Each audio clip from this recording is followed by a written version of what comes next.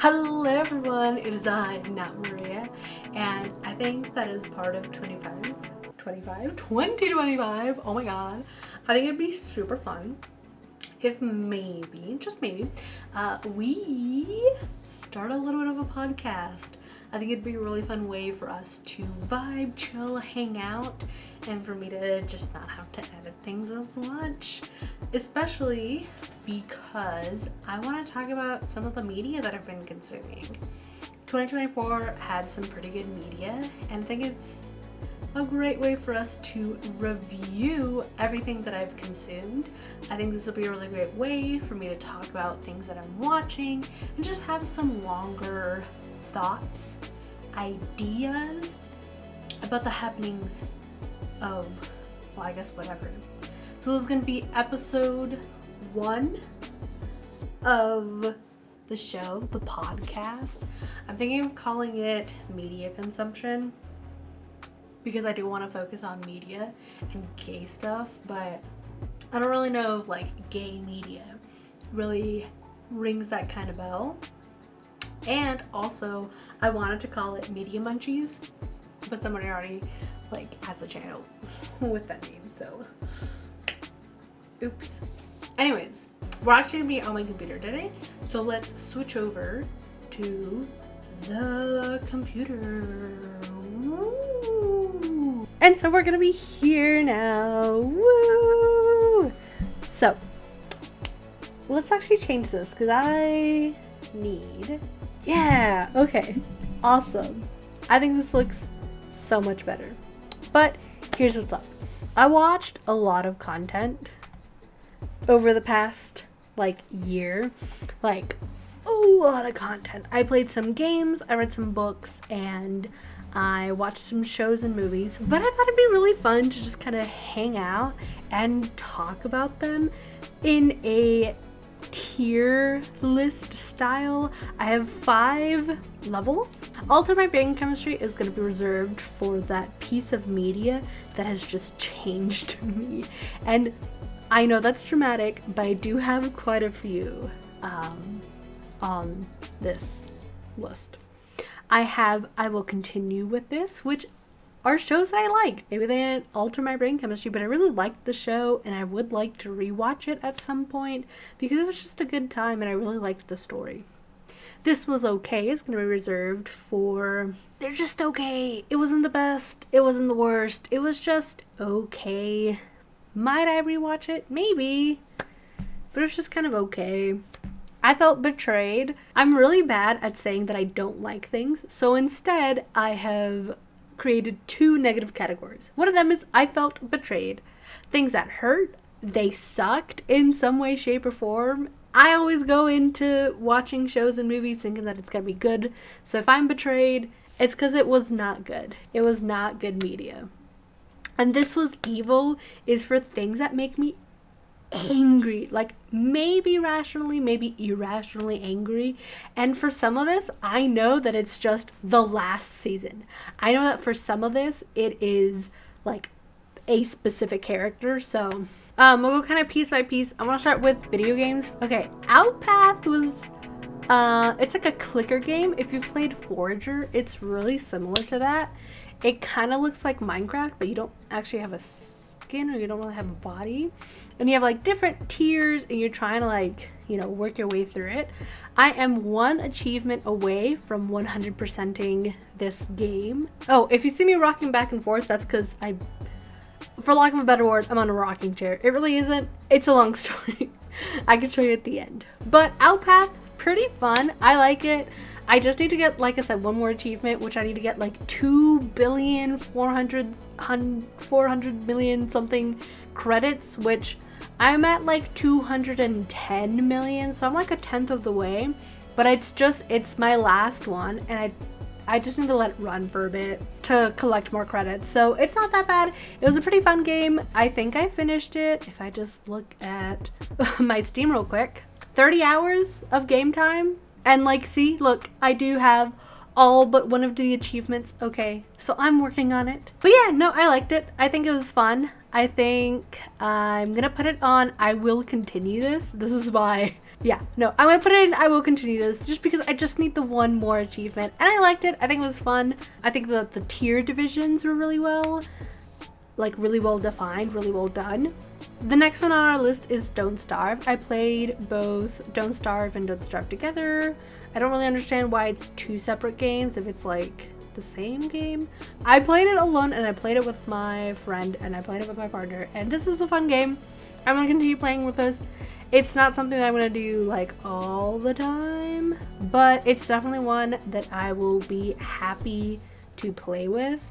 The general vibe is you're stranded in like this Earth-like planet and you just have to survive. There's like shadows and stuff that's trying to go after you, and it's a survival game. I guess I could just say that. It's a survival game.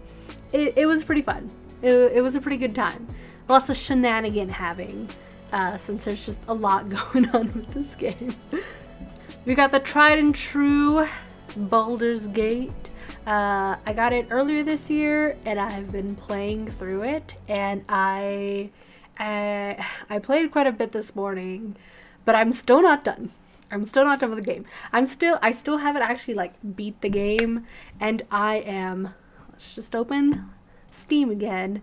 I'm 177 hours into this game, which I feel like isn't too much because I had already spent like 80 hours ish, 60, maybe like, let's put 70. I'd already spent like 70 hours with a friend going through the game. And that was before we got to Act 3, so like we really put in quite a few hours, but I'm loving it. I think it's a lot of fun. It got me so interested in other games by Larian Studios, so when there was a big Steam sale, I bought Divinity 2, because I have played that before, and I was like, ooh, you know, fun game, Larian Studios, having fun, exciting. I've romanced Karlach in my main save. My friend and I haven't really been playing because she's got school, but she romanced Shadowheart, and that's been fun to explore. In my personal save, I just finished Shadowheart storyline, so. But in that save, I went for Gale, and like, they're very fun. They are very fun. I think it's really funny that I basically had to shield Will's backstory because it directly ties with the D&D campaign that was running earlier this year and last year and part of the year before. I was running Horde of the Dragon Queen, so I couldn't just be like, oh yeah, here's what Will is doing. Here's his story, because that just reveals. Anyways, clearly I'm having fun, considering that I've had it for like less than a year and I have over 100 hours, which doesn't seem like a lot. But I'm somewhat, I mean, you saw my Steam library. I don't really play games for a whole lot. I mean, unless you're counting Minecraft, that's a whole nother story. Or The Sims, another story. But I don't really get a whole lot of time to play, so me putting it almost 180 hours, I think is pretty good. Did Baldur's Gate really alter? It didn't really alter my brain chemistry. It was just a good game. You know? Like, nothing revolutionary. It's just a fun game. Oh, it's so small. Ah, yes, Boyfriend Dungeon. So this is by Kit Fox? I've played games by them before, and I had seen this game, and my partner actually got it for me for Valentine's Day, maybe? He thought it'd be, like, fun, especially since I've really been exploring my sexuality. This was a good game. I think this is one that's gonna alter my brain chemistry, because I'd never played a romance sim. Let me take a step back. Boyfriend Dungeon is a clash, a mix between a dating simulator and a like dungeon crawler, a roguelite, I think is what it's called. You're playing as yourself or just a general character. I think your character's kind of nameless, but you can dress them up. Anyways, you're playing as yourself, essentially, and you're, oh, it is summertime, and you're hanging out with your cousin, and oh, why don't you love? So like there's different milestones throughout the dungeons that are like set up with major bosses at the very end of them, and you kind of go through why you suck at dating while also dating your weapons. I really want to replay this at some point because I didn't realize that there were so many characters. I really liked this lady. She is a dagger, and I like her as a person and her as a weapon. This guy had some weird stuff going on. Visually, I really liked, I forgot their name, but the non-binary character, or I guess one of the two, I'm sorry, one of the two non-binary characters, but one of them has like white hair, and I guess I can put a picture if I remember. The Abomination is kind of scary, and like low-key kind of scared me. But I quite like this game. It definitely altered my brain chemistry. It just, wow. And for our last game, we have Islanders. This is an island builder, kind of. It's like one of those games where you just need a certain score to get to the next level. And so you go like island to island, building up little colonies almost. But you have to like position the items in such a way where you can maximize the amount of points so you can make it to the next island and also receive the next bounty of items to make your city grow. This was fun. It was okay. I'll put in it was okay. So that's all of our games. Oh my god. 1, 2, 3, 4, 5 new games. That's not too bad. I did play a lot of Stardew Valley this year because I'm trying to 100% it. Let's open Steam back up. And so far, I'm 85% of the way. I've got a couple of things that I need to work on, but it's things that I should be able to do if I just spend a little bit of time working through it. So that's our games. Let's move on to books. First and foremost, we've got The Green Yuri. I haven't actually like finished it. I'm still very much definitely reading it, but wow. Yeah. It's a good story. Am I only on like chapter 22? Yeah. But honestly, I love the way that it is. Maybe I'll change. Maybe when I'm done reading it, or when I'm like caught up, I'll make another video kind of giving my more further thoughts and ideas. But I like this one. I wish this would have been out when I was in high school. I think it could have changed the trajectory of my life if it did. I'm also reading this book, which I don't know if I'm completely allowed to say on the internet, but I'm having fun with it. It's really like opened up my eyes into different kinds of like love that you can have and different kinds of relationship structures, and I'm really liking it. Someone online, and this really pissed me off, but someone online said something along the lines of like, oh, one book shouldn't like change your mind or something. Maybe not change your mind, but they said something along the lines of like, one book shouldn't like change you this much, like that just means that you're malleable. And it's like, I think that that's kind of dismissive to the impact that books can have on us. Also, maybe the way that one person says something is like the missing link to these disconnected ideas that you've been having, and maybe just having someone else kind of like connect the dots is like, oh shit, you're so right, like things make sense now because I have been able to reflect and like have the coherent thoughts of someone else blend with what I was already feeling. So I think they're wrong. That one's really good. I'm almost done with it. I think I'm 3/4 of the way there. I just have the last little chapter, not like chapter, but like section of the book to get through. So that's been a very good read. I also read Spitfire. And technically, I started reading this last year. My partner got me this for Christmas last year because my current actually makes really pretty clothing. Like, I got one of her skirts for my birthday last year. Anyway, she makes really cute stuff. She's like branched out to more stuff, but like there's really cute skirts, and I have this one.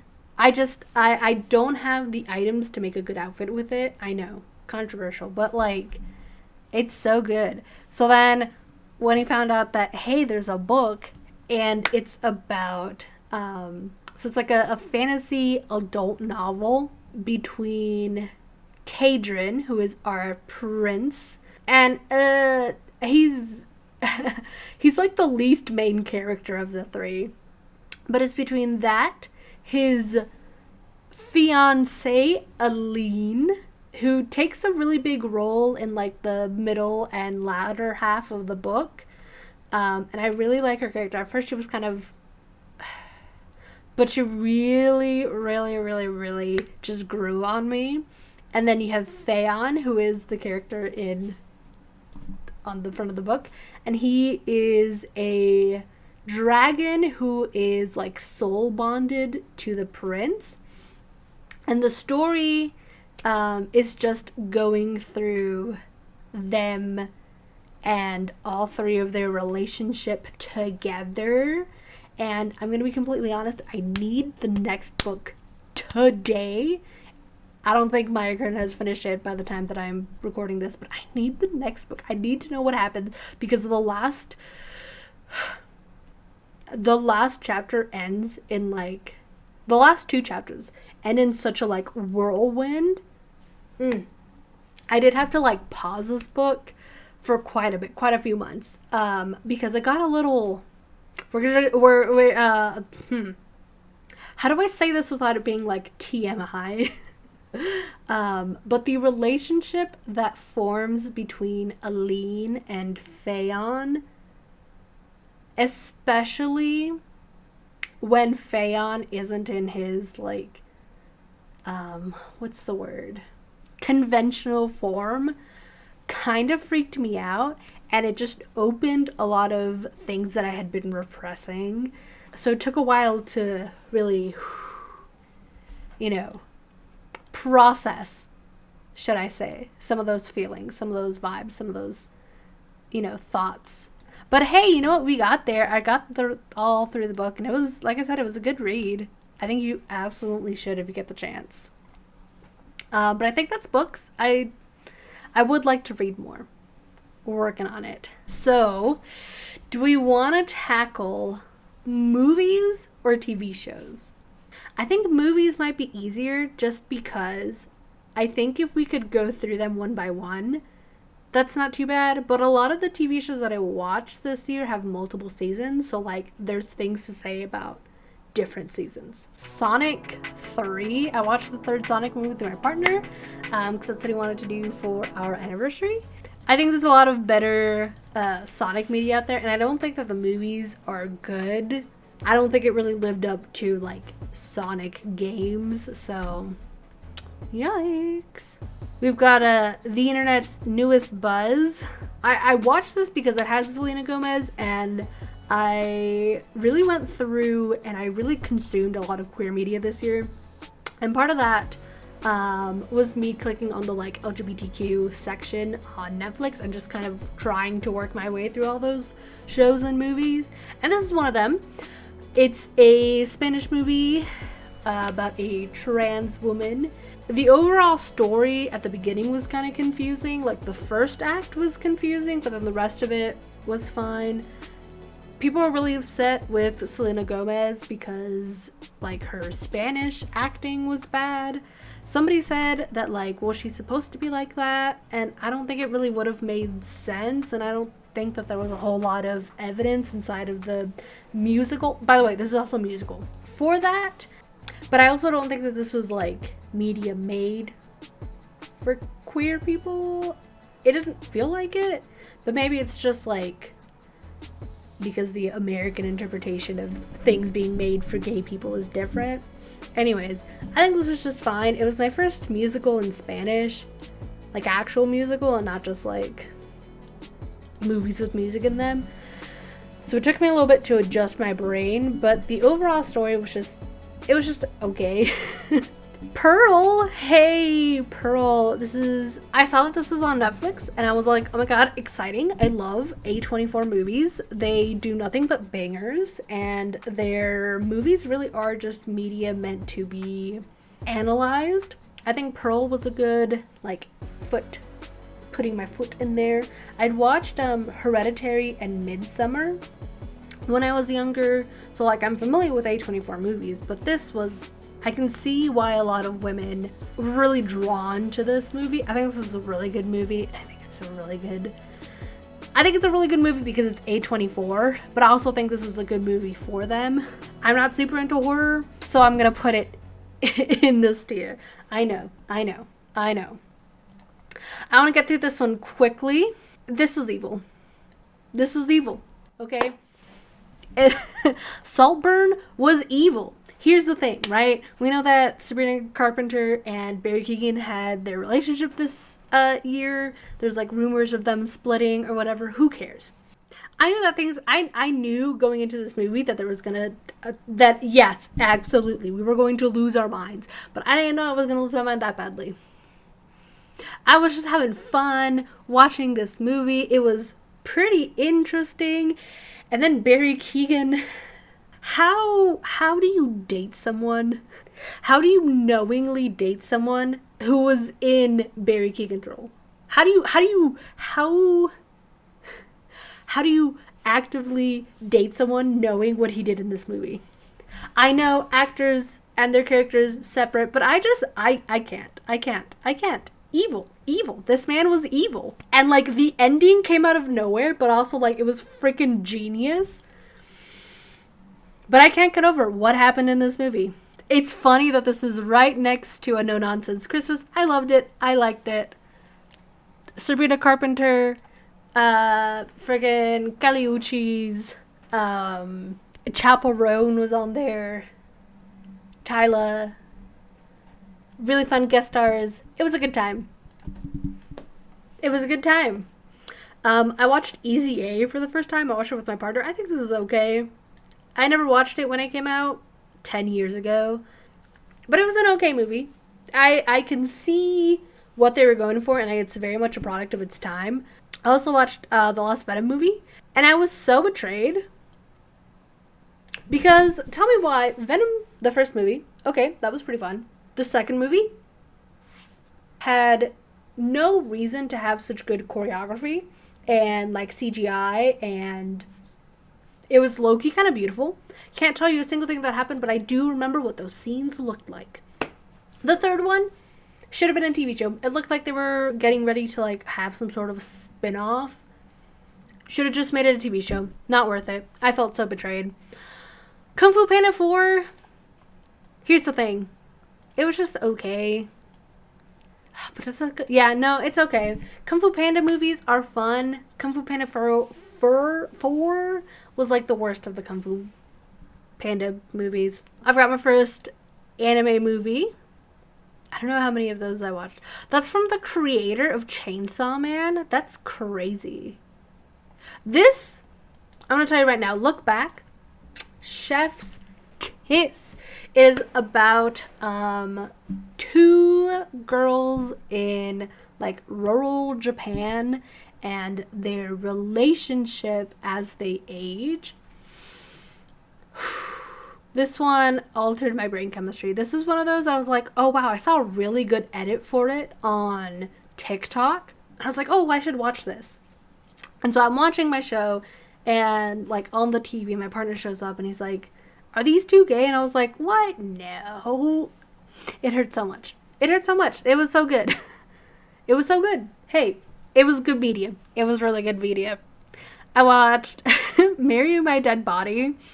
It's about this cop character and how he like accidentally gets ghost married to this dude that died, but the cop character is homophobic.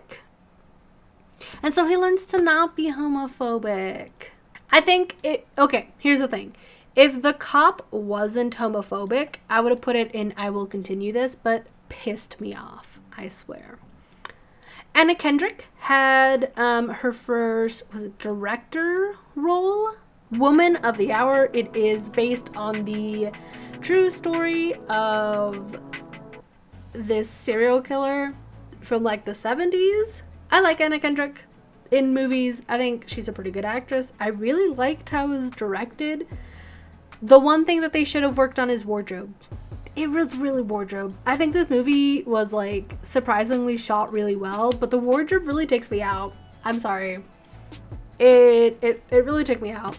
I also felt like the movie felt both like a little bit too long and a little bit too short. And I don't know how I would fix that. Jennifer's Body. I think this was really fun. Because I definitely remember the way that this was marketed when it came out, and then I watched it for Halloween. Is that really? I'm sorry, I just read that this is from the writer of Juno. That's crazy.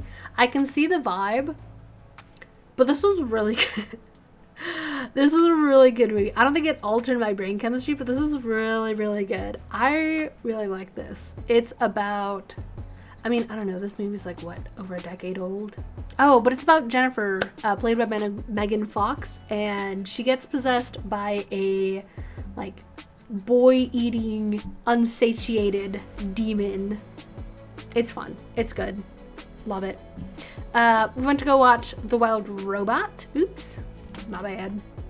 This was a really cute movie. I was fully prepared for it to, I don't even know, just not have anyone speaking for like 2 hours. And I was, this is a beautiful movie. I'm going to put it under I will continue this because I don't think it altered my brain chemistry, but it was just such a good movie. Let's just make a little bit of space. There we go. Such a cute movie. I loved it. It was just so good. It was just, it was just real cute. I liked it. I think it was a good, just fun little wholesome movie. It also, maybe we should circle back to the capitalism being bad thing that movies are like kind of strayed away from. We should have more of that. I watched the new Puss in Boots movie. This is really good. I don't think I've seen a Puss in Boots movie since like the first one. Really fun, really well done. I didn't know that John Mulaney was in there. Is he? I feel like he's been in things so often recently. Obviously, Antonio Banderas. Yeah, John Mulaney was Jack Horner, who was the villain. And the funny thing is that I saw so much stuff for this on TikTok, and I not once knew that John Mulaney was the villain. I don't even know what I thought, but anyways, we watched The Monkey King, which was really fun. If you know anything about, I think that the story is Journey to the West. Then it was a really fun watch. My partner and I watched it, and they just talked about all of the different events from the story that were in the movie, and just a lot of things on like Chinese mythology. This was really fun. I think if you didn't have that kind of background, you wouldn't have been able to like understand, which seems to be like what the internet was saying. But I think it was really fun. I think it was a very funny movie, and it was a good time. I watched this musical called Prom. It was about, well, she's not even on here. It's about a bunch of washed up celebrities. Didn't this one have Meryl Streep in it? Anyways, it's got a bunch of like washed up celebrities, or like actors that have been able to get a gig recently, and they help this poor like gay girl in Indiana like have prom and all this fun stuff. It was a fun movie, but I felt like it was also like a little bit too long. I think it was just okay. I watched Labyrinth for the first time, again with a partner. I don't really know what I was expecting going into this movie, but it kind of felt like Mamma Mia meets the 80s, but like actually this was fun. It was okay. It was a good time. Deadpool and Wolverine, I watched it. It was fun. I think it was just kind of okay. Not to be like that, but the Hugh Jackman shirt ripping off was okay. The car scene was clearly about, like, gay adult times. You're wrong if you don't think so. Just think about it this way. If you ever, like, watch media with two same-sex characters and you're unsure why everyone is saying, oh my god, they're so gay, in like a genuine way, in like a non, like, derogatory way. Imagine one of those, like, one of the two characters is the other sex. So, like, you know, they would be a cis or like a hetero couple. And if you still cannot find the thread or the reasonings why people say, oh my god, they're so, you know, take an English class. I'm sorry, that had nothing to do with the Cinderella. I watched the Camila Cabello Cinderella movie. I think it was just okay. I think, like, looking back at it now, I think people were definitely right when it comes to, like, hey, why are there so many, like, why is there such a lack in body diversity and, like, racially diverse? But I don't think it was that bad. I think people were just being misogynistic. I watched Priscilla, Queen of the Desert. I love movies that feature gay media, or that is gay media from, like, the past decades, past whatever. It's just so fun, and I think it was a really good movie, and I'm glad that we own it so that I can rewatch it, especially because I did see that there were some talks about maybe having a second movie with the original cast. For those of you that don't know, I should go back. Priscilla, Queen of the Desert is about 3 drag artists from, like, the 80s in Australia. We had kind of like 3 different generations of drag artists, like someone that's very young, someone in middle age, and someone who, like, is older. And the oldest person isn't like she's just trans. I don't remember if, like, the movie used that terminology, but, like, using today's terminology, like, she's just trans. But that's kind of, like, how you had to exist back then. So, you know, but they go on this, like, giant road trip, and it's so much fun, and it's so lovely, and I'm glad that we own this, because now we get to watch this every now, whenever you just get the vibes of... I watched 2 of the Trolls movie. I think I have the other one on here somewhere. But this is the 3rd movie Trolls band together. It was a fun kids movie. Actually, I really liked this. I actually liked the Trolls franchise. I think it would have been so funny if they just didn't address the secret sister, like, until the next movie. Like, the whole plot with Poppy's like, oh my god, I feel like I'm just meant to have a sister. I think that whole situation would have been so funny if, like, they kept building up to it and just nothing came of it until the next movie. But that's fine. Someone Great follows the days after Gina Rodriguez. That's that her name? Gina's character gets, like, broken up with. And it's a fun time. It came out in, like, 2017, and I can totally... Oh, goodness, don't do that. I can totally see the influences of that time peering through. Actually, I think I'm just going to pretend it was okay. But, like, that was 2017. We're, like, 7 years past that kind of vibe. I watched Inside Out 2. This one was really cute. I think they did a good job overall. But there's a lot of questions that I still have regarding some of the characters and how, like, emotions work in this universe. But I think it was fun.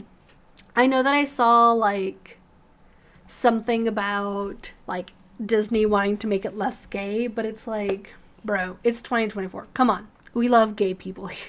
As you should, honestly. Speaking of, you know, that makes sense. I watched Ruby Gillman Teenage Kraken. I love this. I've rewatched it 2 times. It's by the people who did Shrek and How to Train Your Dragons, and honestly, This is a classic. This is a good movie. You should watch it. It's about a teenage kraken who like lives with her family on like the surface, and there's just this big scary, not monster, but like there's this fear around the ocean, and it brings into some very interesting plot lines, and you get to have gay people just be gay, and you get to have like alternative. It was good. It was so good. It was so cute. We did some traveling this year to visit my family. So on the plane, we watched Spider-Man Far From Home and Spider-Man Homecoming. I liked Spider-Man Homecoming. The second one, I think, was okay.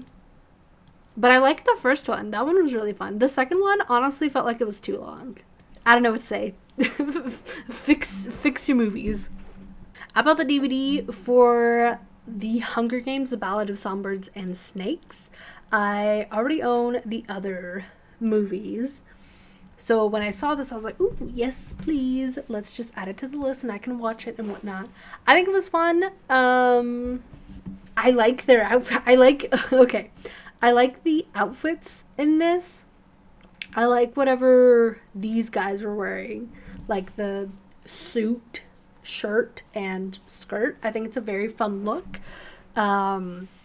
The overall discussions as to like what is shown in this, because Suzanne Collins starts writing and everyone needs to sit down and hear it. I don't know, I think this was one of my lesser impactful. You get to hear about, I believe it was like the 10th Hunger Games. And this is before like President Snow is President Snow. I don't necessarily... Here's the thing, right? I don't think that adding a tragic backstory to an otherwise deplorable character, I think that's a neutral act. And I think that then the theme of like grooming into these positions of powers can be really interesting. But I just don't think it hit as hard as like the theming for the other Hunger Games. So Lisa Frankenstein, oh my god, I watched this year when it came out. It came out around Valentine's Day, so that was our plans. And oh my god, I need more movies directed by Zelda Williams. I need more. Here's the thing. In this movie, we have Lisa, and she is adjusting to living in a new town with her dad and stepmom and stepsister. And here's the thing. Cole Sprouse is in it, and he literally doesn't talk until like the last scene. And I think this is some of his best acting, like by far. The way that he's able to like act without talking is so powerful. And I came out of this movie like, oh my god, this is the best movie ever that's ever dropped. The storyline, amazing. It was really well paced. There's no scene that felt gratuitous or that felt like it was too much or that felt like it wasn't needed. The characters are really well written, and not just are they well written, they were well acted. The 80s nostalgia obviously goes into it. Not that I was like alive in the 80s, but like something about items, sorry my cat's meowing, something about items from and like shows from the 80s just feels so nostalgic, probably because I lived in Florida when I was younger. Anyways, clothing, the wardrobe was really well done. Cinematography, the lighting, everything about this movie just was so good, and I am so glad that we went to watch this. It was so good.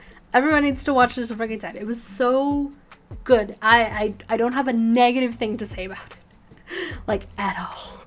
Ooh, okay, another Anna Kendrick movie. I was about to say Andrew. A Simple Favor, Anna Kendrick and Blake Lively. I didn't know that this was Blake Lively until after. I think when I was like downloading these pictures, I figured out figured out. I found out that this was Blake Lively, and oh my god, she's so hot in this movie. I love the character that she plays. But the basic vibe is that Anna Kendrick's character is like she is like an influencer mom, basically. She ends up looking into the disappearance of her neighbor, which is Blake Lively's character. And there's a lot of, for lack of a better word, fuckery that happens, and a lot of things going on in the background. And I don't know, this is a really entertaining movie. I think it was fun. It was fun. We'll put this here. Original Trolls movie. It was a good time. I didn't know that, what is it, Justin Timberlake? Yeah, Justin Timberlake is Branch. Hello. They have like a lot of big names in this movie. Isn't it just kind of like that? I feel like every now and then you just get random movies that just has like a stacked cast. Easy A had kind of a stacked cast. It had the main love interest is this guy, Penn Badgley. Crazy, right? It's always so interesting watching movies from like the 2000s or like the 2010s. And it's like, oh my god, in like 5 more years or in like 10 more years, you're actually like really freaking famous. It's always so crazy, so crazy. Okay, Chicken Run, Dawn of the Nugget. Not as good as the first movie. Maybe it's nostalgia, but I did like rewatch it and it just didn't hit. I'd rather just watch the original. I don't know. I think we're nearing the end of this because I watched Lady Bird towards the beginning of this year, which was definitely not fun. This was a very emotional movie, but it follows Lady Bird, and she is just, it's a coming of age story for Lady Bird and her just getting through her last year of high school. There's a lot of Timothy Chalamet. I freaking knew it. See, this is what I'm talking about. Why is Timothy Chalamet in this movie? But anyways, focusing. It talks a lot about religion and the mother-daughter relationship and like generational trauma, and it's just a lot of emotions. But oh my god, it felt so good to like process a lot of that stuff. It was a good movie. Definitely worth the cry. Which one was I just want to get the first one. Okay, is this one it? Yeah. The first Twilight movie? I'm going to rewatch that stuff. Yeah. No, that's the movie I'll rewatch. The other ones, they just kind of got progressively worse. So, New Moon and Eclipse, I'm going to put as just, this is okay. They definitely weren't as good as the first one, and they definitely, like, went down in quality. Oh, shit. I guess I'm missing it. Breaking Dawn Part 1 is gonna sit on This Is Okay, but for some reason, I don't have Part 2. Did I just forget to upload it? I did. Okay, we're gonna pretend that this is Part 2. Honestly, Breaking Dawn Part 1 and Part 2 kind of felt evil. I'm just gonna say it. The Mormon themes really started hitting home really hard, and I'm just not there for that. Yeah, that's my official stance on Twilight. The first one, kind of camp.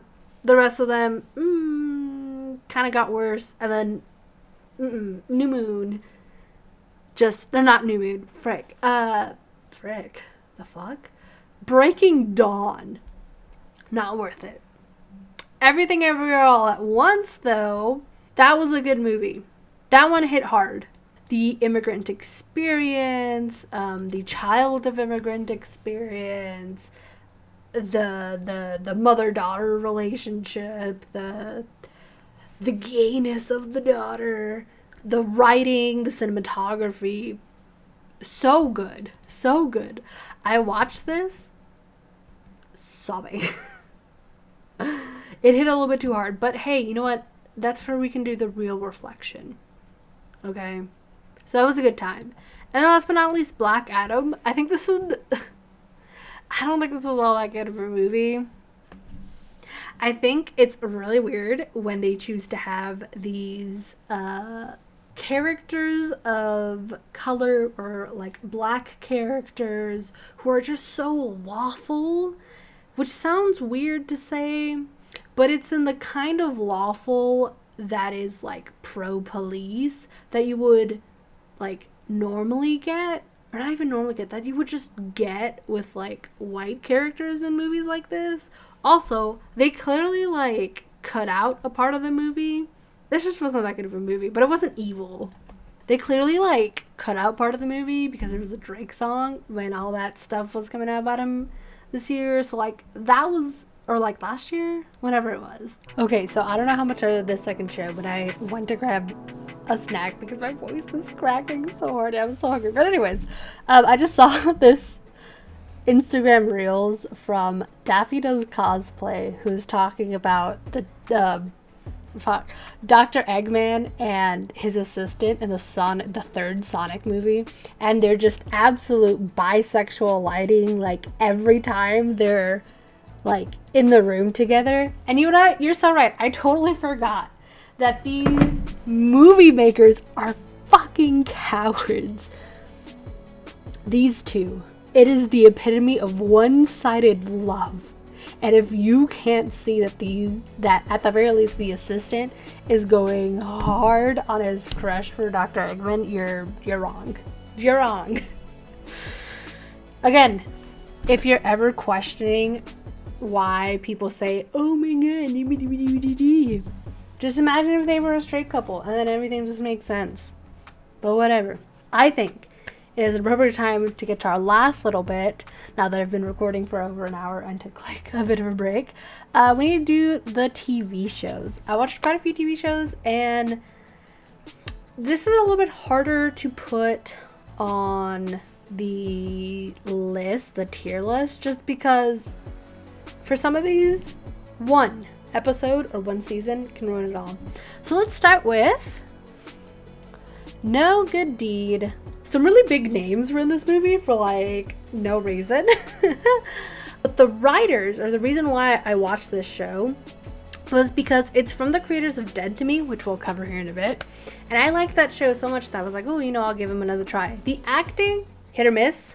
The writing, the only part that was fun is learning about the stuff going on around the house. Everything else wasn't as fun. It wasn't as exciting. Not gonna rewatch it if it comes out with the second season. I don't think it will, because it felt like pretty encapsulated, and I hope it doesn't get a good second season.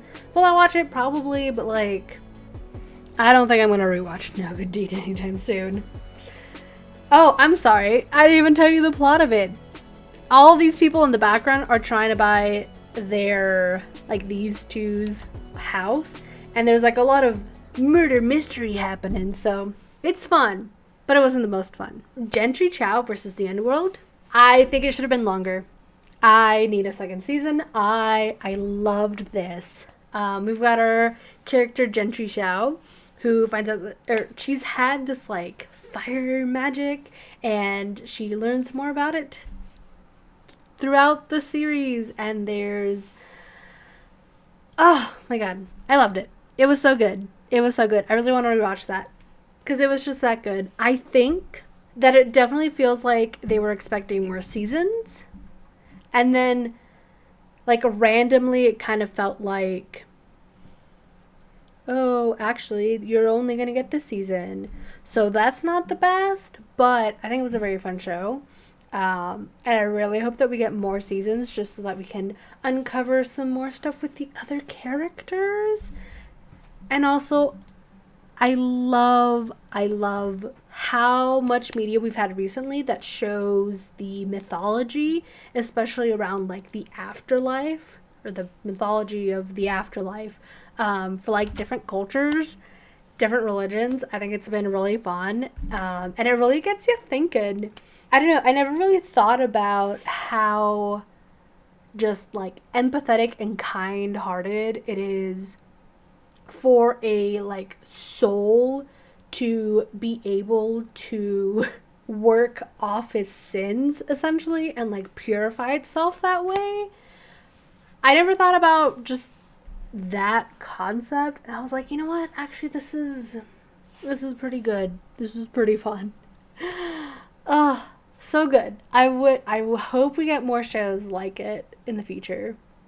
I watched Call the Midwife. This is okay. I got maybe a couple episodes in. Maybe it gets better, but it was just kind of okay. I think it's something okay to have in the background, but at that point you might as well have any of these other shows and movies on in the background, you know? Anyways, I started watching Death Note. I know.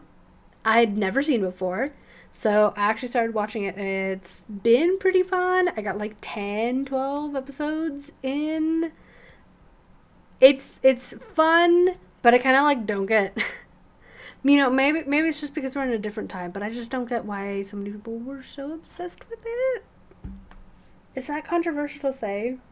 Maybe just haven't watched enough of it. I don't know. Death Note, if you for some reason don't know, is about this guy here on the left gets like this notebook that allows him to like write down the names of people, and if like he can imagine what they look like and write his name down, and like kills them with a heart attack or something. It's fun, but maybe I should have watched it when the hype was around it. I watched The House of Flowers. There's a lot of weird plots, and I'm able to keep up with most of what's going on. There's some gay stuff that happens, which is fun. Our main character is married to a trans woman, but like the last season is really like losing me. And there's just like some weird stuff happening with like the sister's brother's boyfriend. There's a lot going on. So I know we just talked about No Good Deed, but Dead to Me is this show about our two ladies right here. Jen's husband dies in a car accident, and Judy is the one that killed him. And the two women form a relationship, and honestly, this is another one where it just could have been gayer. Like, these two women are so clearly like life partners. These two women are so clearly just queer platonic friends. But why couldn't they just give me these two women like actually being together? Like, their friendship is very strong in such a way where it's like, yeah, this should be romantic. I hate that you're with a man right now. And the last season had no right to be so fucking sad. But oh my god, the rest of the story was good. It was so good, actually. Like, my partner and I were just like gripped onto the couch watching it episode by episode. Season 3 was hard to get through. So like, in my eyes, I'm only watching season 1, season 2, and the last episode of season 3. Everything else is not canon. I watched the first season of Psyche. The Disastrous Life of Psyche K, which is another anime. It's about Psyche. He's a psychic. He's got psychic powers. And the rest of the characters in the show are like just different anime tropes. This guy's my favorite. The fucking... Not the Dark Brotherhood. The Dark Reunion. Favorite character. He's so funny. I also like Psyche's grandma. She's so cute. But this is fun. This is a fun show. Or a fun anime. I can see why people like it. Netflix doesn't have the second season dubbed, so it does require me to like look at it. I like it. It's just a good time. We're almost there, guys. I promise. I watched the first few episodes of The Marvelous Miss Maisel, and I want to keep going, but it is on Prime, so I think it's been a very fun TV show, and I would like to continue watching it if it wasn't on Prime. I've been watching the remake of Ranma 1/2. Does anyone even say that? Anyways, I'm watching Ranma, This is the remake of like an 80s anime manga, and it's been really fun. And again, another case where it could just be more gay. Also, there are a lot of times where the characters are really fucking sexist or like misogynistic, and it's like, there it is, there's the 80s. But again, it could be so much more gay. Like, I know that it's a remake, so they're just taking, like, the story as it's already provided. But, like, here's the thing. So they set up the first episode where she's like, ew, men, gross, terrible.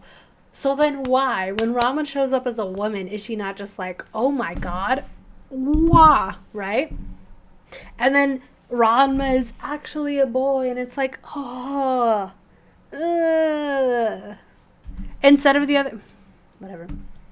I'm still gonna watch it because I think I think it'd be more fun if it was more gay. But like, I'm enjoying it overall. You know what I mean? I know a lot of people were talking about Ready Set Love. This is, so I know that this is not actually a reality TV show, but it's my first like romance reality TV show. I love the editing for this show. I think it was really well done.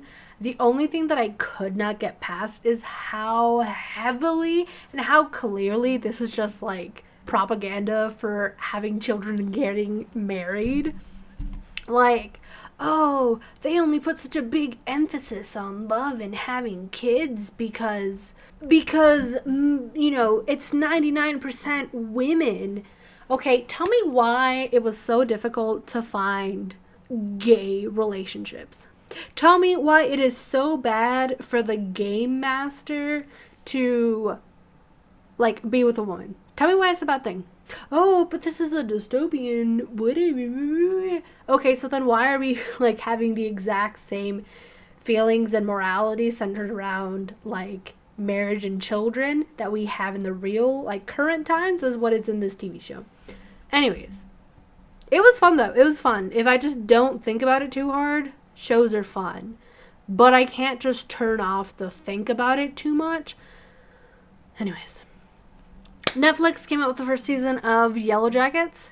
I need more of it right freaking now. I don't have Showtime, but oh my god, this was so good. I had heard of this show from a YouTube video that I had watched a while ago talking about like cannibalism as the like ultimate form of love in media.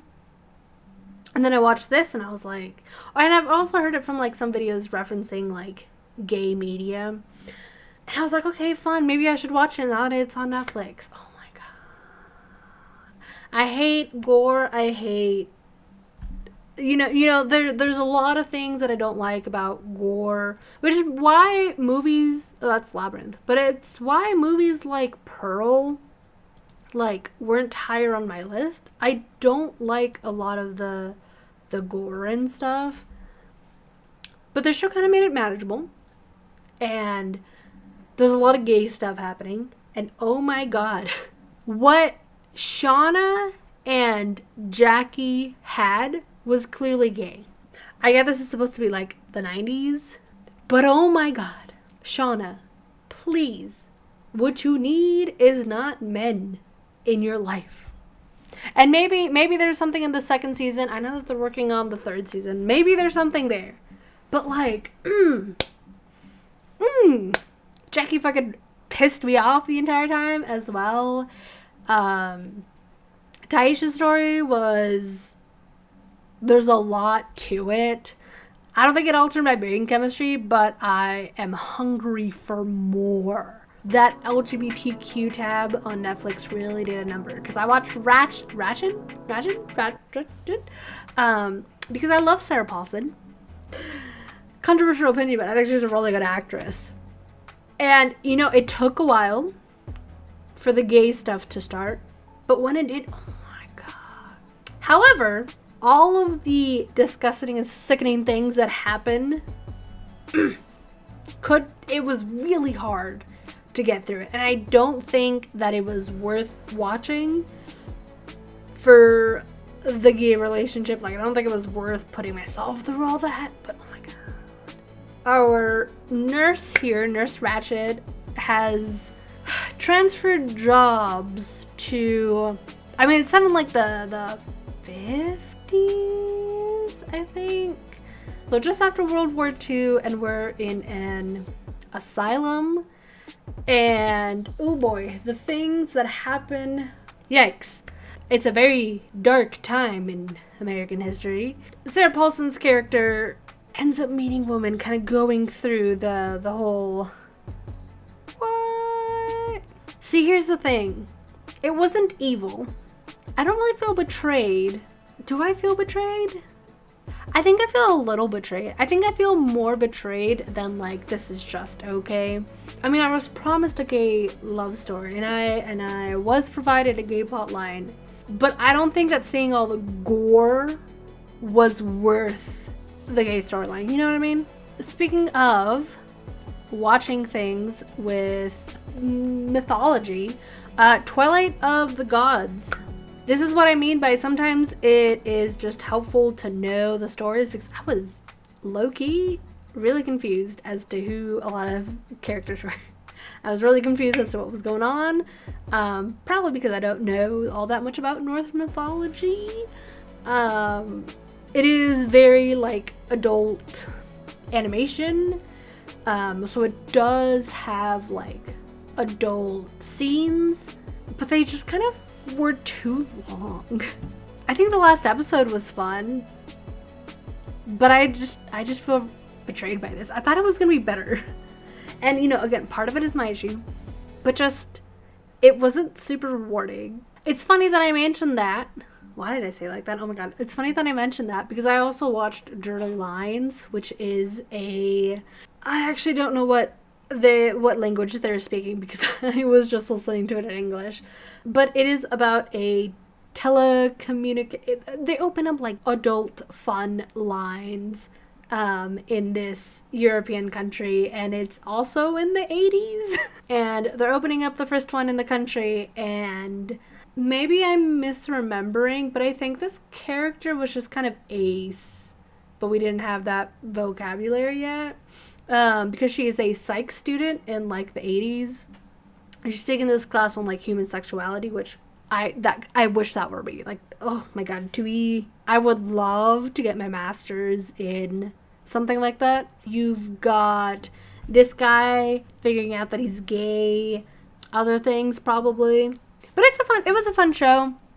I'm gonna put it in the just okay. It was just okay. It was fun overall, but like not really something I want to rewatch. But I wasn't necessarily like against watching it. I don't think anything was like, ugh, this could have been better, this could have been blah, blah, blah, you know. I watched The Perfect Couple. This one could have been better, honestly. So our main female character's best friend shows up dead the night after her wedding. Not the friend's wedding, like the main character's wedding. And this main character has married into this like powerhouse of a couple. Like they are social media juggernauts, for lack of a better word. And yeah, this could have been better. This was pretty bad. I do feel betrayed. I think the storyline just wasn't that interesting, and like the overall plot and the who actually ended up doing it, wow, caught me off guard. I love that. That was so fun. But like everything leading up to it, it just wasn't that good. Evil. No, I mean, it was evil, but let's talk about it. Hollywood is about this group of actors and writers and directors. This is like a young crew. They're like in their 20s, I think. It's like 1940s, 1950s, you know, Hollywood, USA. And they're making a movie over this woman who jumped off the Hollywood sign. And so you're following that situation. But this is also another one of those cases where this show should have been gayer. Otherwise, you're just wasting my time. All our main male character right here ends up working, and this is like in the first episode, so I don't mind saying it, but he ends up working in a drive-up escort service. It looks like you're getting your car pumped, but the only one getting pumped is the male driver. You know what I mean? And our main character, I think that there's a case that could be made for like him just being closeted and, you know, just, you know, the grasp of compet being around us at all time. But like he, spoiler alert, but he like falls for this character, and it's after like getting broken up with, and it's like, I'm sorry, you don't like women. That doesn't mean that you're gay, but you definitely just don't like women. Like, you're only with this character for like the power that it's gonna bring you, but you at all points like denounce like gayness. I'm sorry, sir, do you know where you're working? Also, like, he his girlfriend's mom. Ugh. Anyways, there is a gay storyline. It's between these two in the back. I think it's him. I think so. That was sweet. The main character should have been more gay. Hello? Should have been clear. This one's also evil. One day follows two people over 20 years, and like every episode is one more year. These two are not meant for each other. I'm sorry. The guy sucks. He sucks. He's like the worst. Girlie, you deserve better. I mean, like, she's in this long-term relationship with this guy who also has nothing going on. I'm sorry. Our two characters should not have been together. She could have done so much better. AJ and the Queen. We've got RuPaul. I can't remember what RuPaul's character's name is, but clearly a drag queen. And this child stows away in her camper. So while she's going like cross country doing drag shows, but also like there's a lot going on. I think the acting was good. I think that the storyline was fun. No, I think it's okay. I think it was just okay. But it was kind of fun. No, it was just okay. It was fun. But it was, I think it could have been better. You know what I mean? That means nothing, but whatever. I watched an Interview with a Vampire. Well, like it's the first season, since the second season is just on AMC and I don't have that. But I watched the TV show Interview with a Vampire, and okay, I just felt a little betrayed. Unless that pissed me off. At every turn, it pissed me off. Oh my god. That's all I have to say. I haven't seen the original movie, and I obviously haven't seen the second season, but goddamn, that one season, that pissed me off at every corner. Kevin can fuck himself, though. This is amazing. This is a really good show. Another one where, like, these two are clearly life partners, so why don't we, like, establish that? But also, like, maybe they shouldn't be dating anyone at all because, oof. It follows our main character as she deals with, for lack of a better word, what it's like to be with a sitcom husband. The show goes between two different styles, a very sitcom style TV show and like a drama. And it follows how, like, Allison is perceiving the situation, and oh my god, her husband is actually like abusive because these kinds of men. It's so good. The writing is perfect. The character writing and the acting was so good. The like two different like sitcom and drama styles and like the way that the characters move between the two is so good. There are so many things to be analyzed in this show, and it's like, oh my god, this has quite literally altered my brain chemistry. This was so good. Oh my god. You learn about this within like the first episode or two, but like the whole show is just Allison trying to kill her abusive husband.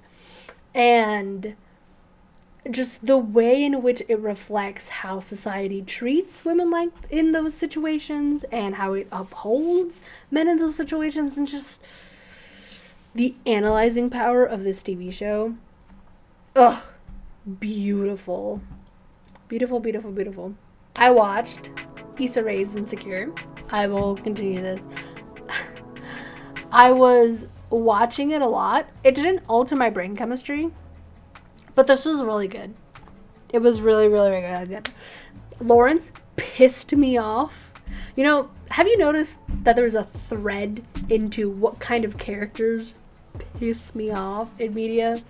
Lawrence is one of those. Oh boy, every time I just wanted to take that man and just shove him out of the room, because oh my god, this is another movie. I did a terrible job sorting this. Small break, I guess, for the incredibly true adventure of two girls in love. This is a movie from the 90s, done by an all lesbian cast, I believe. Director, producers, actors. The acting at some points left a little bit to be desired, but the storyline was really good, and the portrayals of what it's like to exist in a society that is so heteronormative is really good.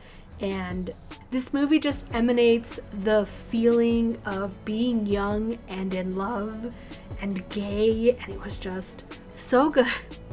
Such good vibes. Like such a good movie. Such a good movie. We're moving on to Ugly Betty. It was really fun. Actually, I really liked it. I still have to watch the original because this is technically like the Americanized version of it, but oh my god, it was so fun. Every season just had it had a lot of like the same story beats, but it was just fun. It actually took me a while to get through this because it was like 20 episode seasons. Hello. I don't know, I think Betty Soares is just such a lovable character. I don't like the last episode. I don't think it's canon that she's gonna get it with Daniel.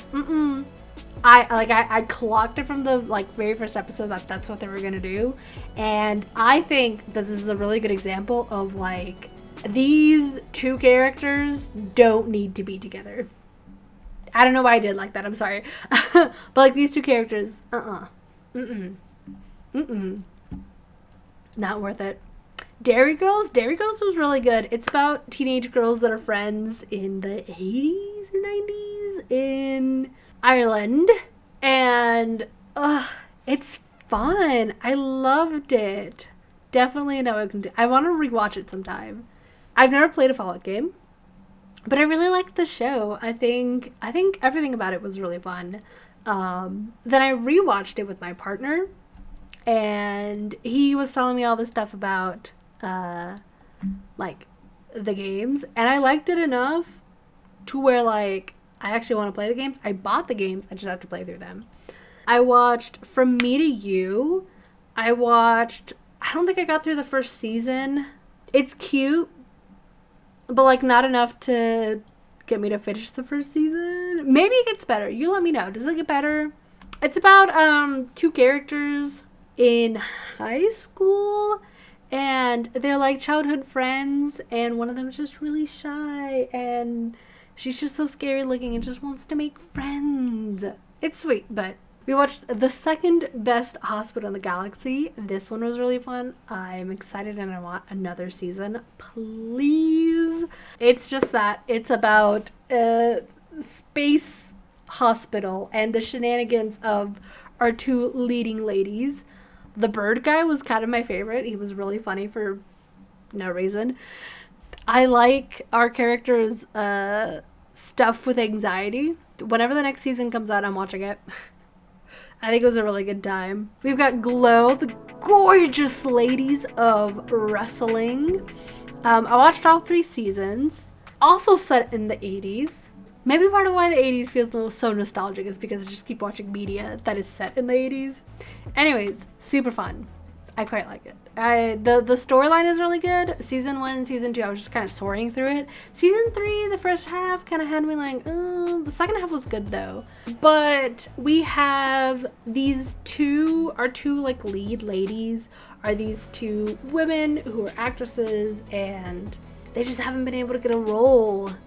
And so they try out for this new TV show, which is a women's wrestling TV show, and they like even make it out to Vegas. So like there's a lot of stuff that happens. Season 3 kind of left on a cliffhanger with some of the plots, especially because I really hope that this character figures out that he's just gay. See, like here's the thing, right? There's nothing wrong with bisexual characters. In my brain, like everyone is like starts off as bisexual. Not like starts off, but like the neutral is bisexual, not like straight. And yet there are so many cases of this one character who I'm not gonna mention. Again, same thing with Hollywood. He's just not into women. So like I need the reign. I can't wait to see you without the reins of comp het around your neck. We've got Dead Boy Detectives. I felt super betrayed.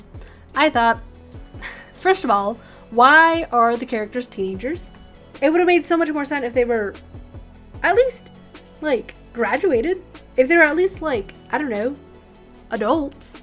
But why are they, like, teenagers? Not yet adults, teenagers. First of all. Second of all, are you telling me that these characters have, like, no same-sex attraction? You're wrong.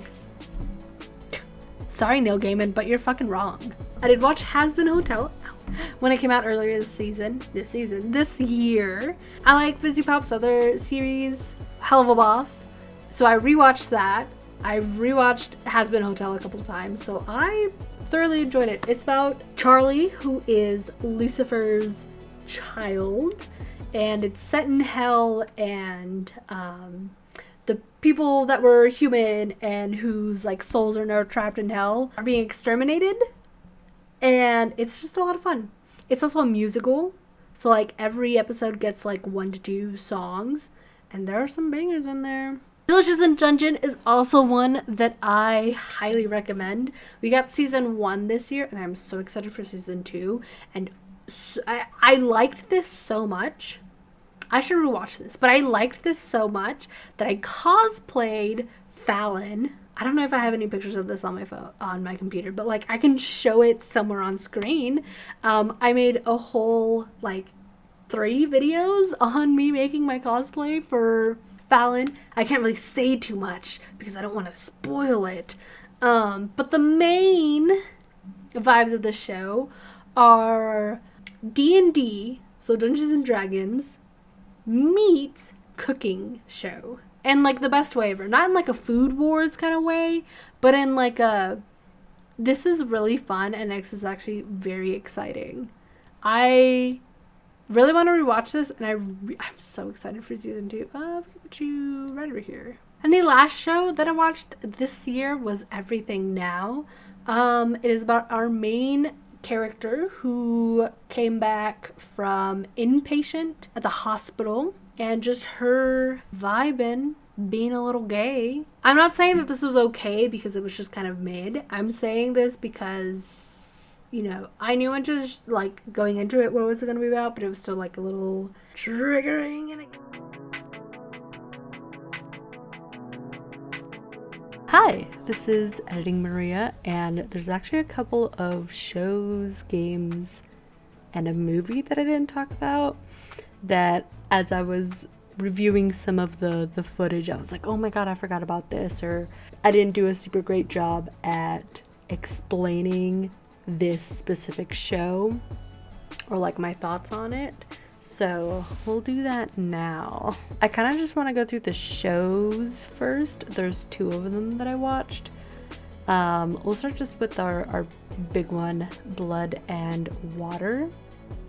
It's about this teenager who is looking for her, for lack of a better word, long lost sister. She was kidnapped slash sold. First 2 seasons did a really good job at like hooked in, so exciting. This 3rd season was like kind of upsetting. It just felt like rewatching the same thing over and over again, like the same plot points. So I'm gonna put it in I Feel Betrayed.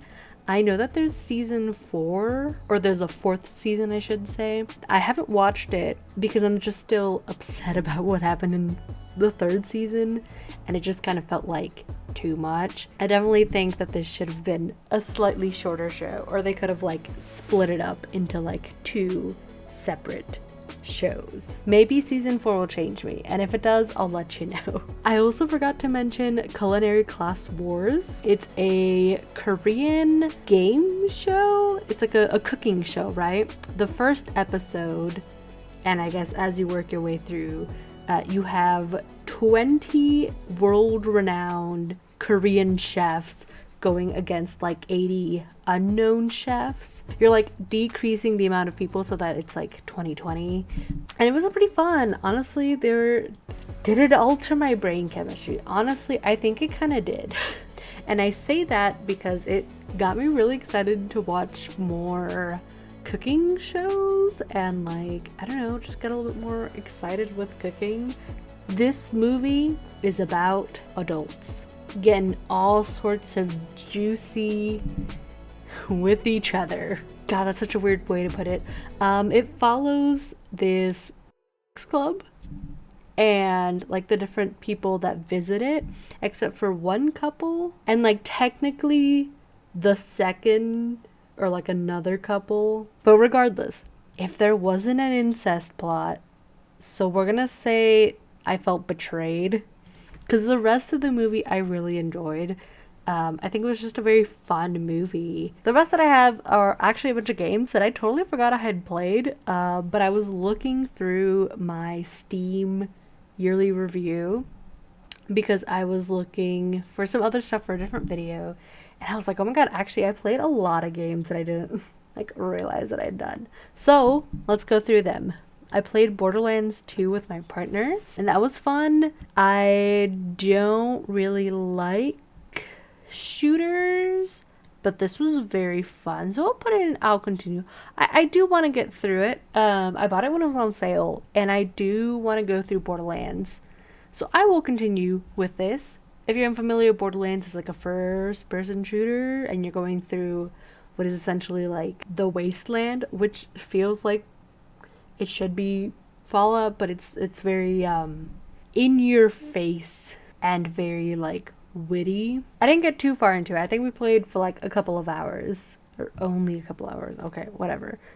You know what? The thing is, I could always just check. We played for almost 3 hours, so I'm excited to like play more of that at some point. But Settlement Survival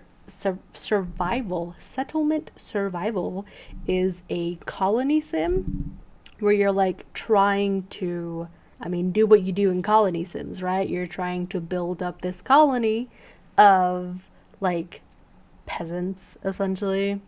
It was fun. I played quite a few of it. I just, maybe I need some better tactics. So I'll put in this is okay. I played Happy Sheepies because I watched Real Civil Engineer play it, and it is this like sheep farming drag and click and drop game. And so you end up getting all your little sheepies. You make use of every part of their bodies once you slaughter them. And it wasn't even that long of a game. I was able to get through it in like a little bit less than 16 hours. So that was pretty fun. I hope they add more to it in the future. But it was okay. It was fun. It was what I expected, so I wasn't too upset by it. I also played Oxygen Not Included. I think it's because my partner introduced me to it. And honestly, I think this is really fun. I have been enjoying it. It is another colony sim, and you have these little like guys that you need to take care of. And I guess you're on like a meteor or something, and you're like digging through it to collect different resources and build and get off the meteor, I guess is what you're supposed to do. I didn't get super far into it. I mean, I did play quite a few hours, 20 hours, so not too bad. I played more survival settlement or settlement survival than I did oxygen not included. So you have to keep track of like essentially gravity, atmosphere, and liquids and waste. So it's a lot more involved. The last one on here is actually Terraria. I did play this. I played this with my friends actually. Terraria is like 2-dimension. I think it's called like actually I don't remember what it's called. You just go left and right. It's like 2-dimensional Minecraft, but it's a little bit more involved in that you have to collect items to make keys to fight bosses, to get items to make keys to fight bosses, and so on and so forth. I don't think we ended up fighting a boss. We didn't really play much. I'm gonna actually put I felt betrayed only because, instead of this is okay, only because I'm more betrayed that we haven't been able to play because my friend has been busy. I've been recording for like 2 hours, so maybe that's a little bit much. I wonder how long this video is gonna be. But like, hey, listen.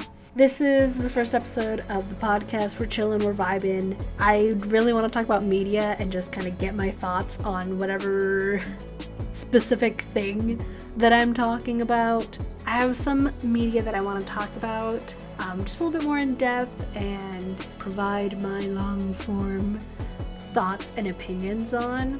So I'm excited to talk about that, especially in this more chill long form long form vibe. I'm excited. I hope you liked the first episode of the pod, and this has been Not Maria, so hope I get to see you guys on the next one. Bye y'all.